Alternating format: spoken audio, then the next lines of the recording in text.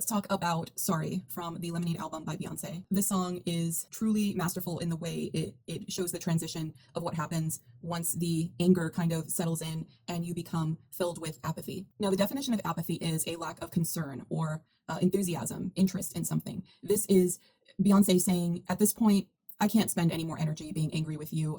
I've said everything I need to say, and at this point, I need to protect myself and my own interests. So the video opens up, and Beyonce is reciting more poetry that is adapted from Warsan Shire's poetry. If you don't know who Warsan Shire is, she is a Somali and British poet, and if you haven't read any of her poetry, I highly recommend it. It's beautiful. She has an amazing prose. So then we see that there are women sitting on a bus, and this is an older bus. It kind of is giving me the impression of the Montgomery bus protests. And then you see that there are women who are sitting on this bus, and they are side by side, and they're kind of swaying to the movement of the bus, and they have what seems to me as a form of war paint or a tribal marking. Now, to me, this is an indication that this is a unified group of people. War paint doesn't necessarily have to denote any kind of violence that is taking place. It is symbolic in tribalism as differentiating one tribe from another. So the markings on these women kind of give the impression that they are all unified in what the message is about to be. It also has a spiritual connotation. The markings on these women and the way the song progresses, you'll start to see that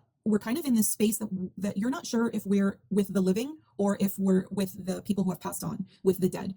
It kind of gives this impression that you're in almost a portal and you're watching Beyonce channel women who have come before her, and they're kind of, helping her through this process, this transition that she's going through. The women are moving in, sometimes they're moving forward, some of them are moving backwards, and it seems like sometimes they're out of sync, but really they're synchronized in their movements. Some of them are going forward, some back, but in the end, the other ones go forward and the other ones go back. There's a synchronicity that's happening with these women, which is very important to keep in mind. So towards the end of the poem, Beyonce uses the phrase, her God was listening, and the women all point forward, and there is what appears to be a man. You can't really tell, but it kind of gives that impression. And he's sitting there and his head is bowed and he has a hat on, almost as if he is not paying attention to what they are doing, but they are directly speaking to him. It gives the impression that this man is purposefully trying to avoid what these women are trying to say. And then you see Beyonce appear on screen. She's kind of looking off to the side in kind of a contemplative tone, and she has no makeup on. I think the significance of Beyonce not having any makeup on, she's surrounded by a group of women, and this is where she feels her most peace. This is where she's able to be stripped away from all of the trappings of fame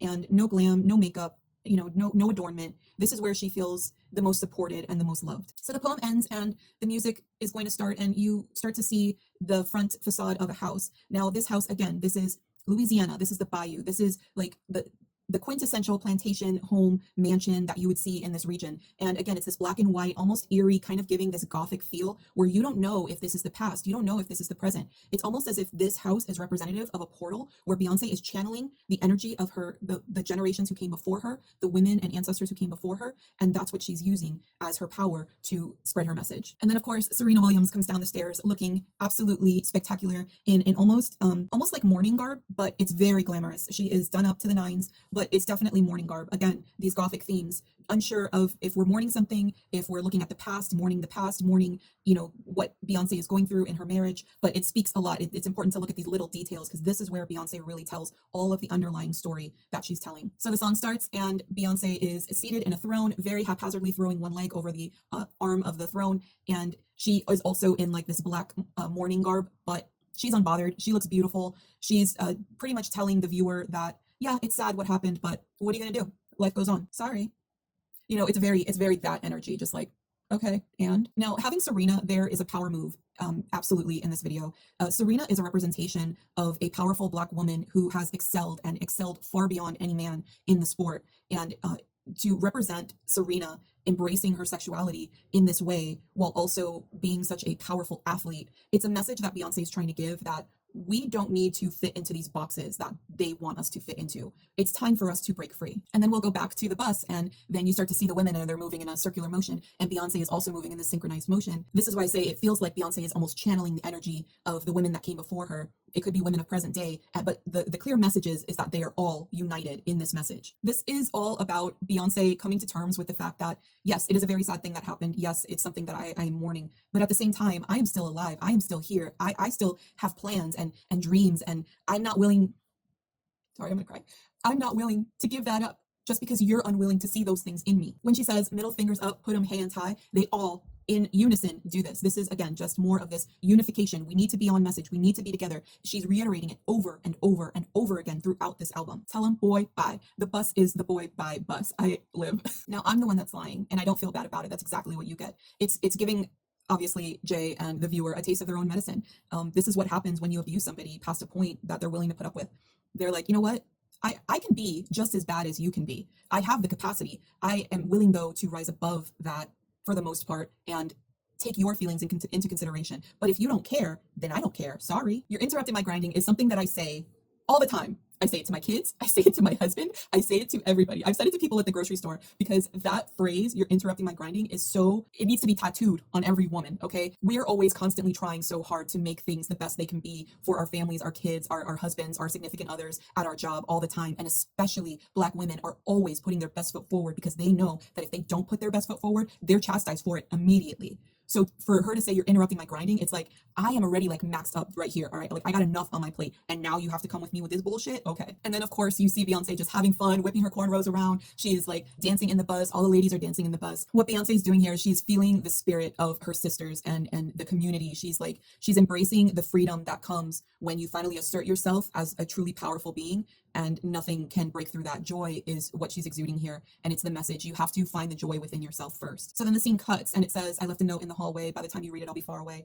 Beyonce is now sitting by herself with a spotlight on her. Her skin is absolutely glowing. It's almost as if she has been dipped in gold. She's wearing a headdress. She's wearing a metal bikini top, and it's very evocative of Egyptian goddesses like Isis or Hathor. What Beyonce is doing here is she's channeling the divine feminine. She is asserting herself as royalty. She is reminding the viewer of who exactly is speaking right now. This is a queen. Historically, Egyptian queens were like Nefertiti and Cleopatra were not just the consorts of the pharaohs. These were powerful beings in their own right. They were divine people. They were divine gods. And this is what Beyonce is doing. Now, by embodying this regal energy, Beyonce is ascending. She is visually asserting her power. She's no longer reacting to the betrayal. She is ascending above it. In these scenes, Beyonce is not moving frenetically. She's merely, it's almost like she is a powerful being overlooking mortals, saying, you know, I don't move for anybody else. This is about me right now. Beyonce is reclaiming the legacy of Black women as powerful beings, as goddesses that history has tried to erase. And she does it effortlessly in just one scene where she's not even moving. She blows my mind, really, honestly. Now, the scenes where Beyonce is in front of the bus, the boy by bus, and there are other women there, then Beyonce is all glammed up. She's wearing an amazing African suit. She also has some tribal paint on her at this point, signifying that she is now a part of the collective and they are unified.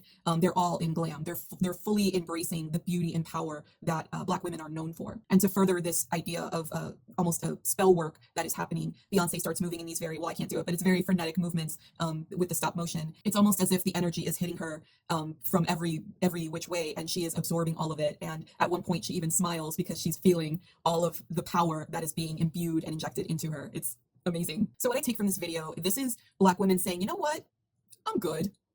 You guys keep that over there. Like that you know, that was cute, but I'm better than this. I don't need this. I'll be fine by myself. Me and my baby gonna be all right. I got it. You do what you're gonna do. Big homie better grow up. Now, this to me is a very clear message. These men, and this isn't just the Black community, this is men in general, you need to understand that evolution happens whether you want it to or not. Progress happens whether you want it to or not. So what you need to do is you need to like drop your ego from the last song, and you need to recognize that we're getting to a point where you're going to be obsolete. It just is what it is. So you either keep up or you can stay back there in the past with all of your pain. The choice is yours, but we're moving on, baby. I see them boppers in the corner. They're sneaking out the back door. Now, the boppers are typically, if I have this correctly, they are women who are typically attracted to like a high school status in a man. They're looking for the captain of the football team, if that makes sense. I think that's what that means. And what Beyonce's saying here is, I see the boppers in the corner. They're sneaking out the back door. Even the boppers realize that y'all done fucked up and they don't even want you anymore. So what's it going to be? And of course, he only want me when I'm not there. He better call Becky with the good hair. Everybody knows what that means by this point. This is an incredibly beautiful and empowering song that women of all cultures can relate to. And this can be you telling everyone in your life, not just the men who are underappreciating you, but everyone. You better appreciate me because I don't need you. I'm going to be okay with or without you. If you want access to my energy, then you have to show me that you're worthy of it. Understand the power of your absence. Love it. I'll see you in the next one.